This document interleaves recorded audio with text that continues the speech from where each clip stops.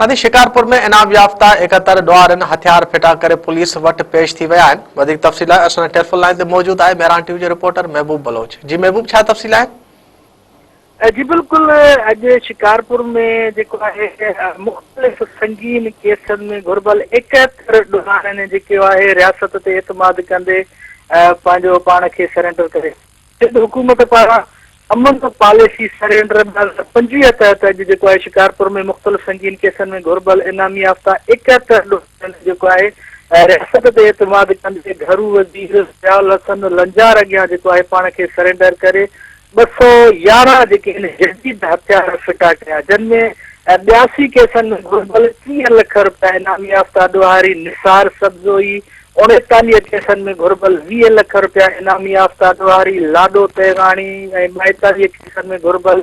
30 लख रुपया इनामी याफ्ता ॾुहारी सुखियो तेगाणीअ समेत 71 ॾुहारनि जेको आहे पाण खे सरेंडर कयो। तक़रीब में घरू वज़ीर ज़ियाउल हसन लंजार जेको आहे ख़िताब कंदे चयो त रियासत ते एतमाद कंदे मुख़्तलिफ़ संगीन ॾोहनि में घुर्बल 71 ॾुहारनि जेके हथियार फिटा कया आहिनि, जंहिंसां सखर ऐं लाड़काणे में अमन अमान जी सूरत हाल बहितर थींदी आहे। वधीक चयो त हिकु साल अॼु सदर मुमलिकत आसिफ अली ज़रदारीअ उहा पॉलिसी जोड़ी हुई जेका अॼु पूरी थी आहे। ज़ियाउल हसन लंजार वधीक चयो त जेके धाड़ेल पेश न थिया आहिनि उन्हनि खे पैगाम थो ॾियां त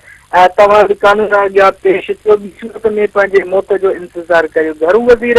ख़िताब कंदे चयो त असां वाइदो था करियूं त पेश थींदड़ ॾुहारनि जे ख़ानदान ऐं जेको आहे उन्हनि जी लीगल जेका मिल्कियत आहे उन्हनि जी हिफ़ाज़त कई वेंदी ऐं उन्हनि खे जेको आहे बेनज़ीर कार्ड समेत ॿियूं सहूलियतूं ऐं उन्हनि जे ॻोठनि में रोड रस्ता ऐं स्कूल वग़ैरह जूं जेके आहिनि सहूलियतूं फ़राहम कयूं वेंदियूं। तक़रीब में IG सिंध जेको आहे हवानबी Memon sector commander Sachal rangers Syed Nadeem Shah, सूबाई सलाहकार मीर बाबल खान भयो, PPNPA मोहम्मद शहरयार खान महर समेत जेको आहे मुख़्तलिफ़ शख़्सियतुनि शिरकत कई। जी महबूब, जी मेहरबानी।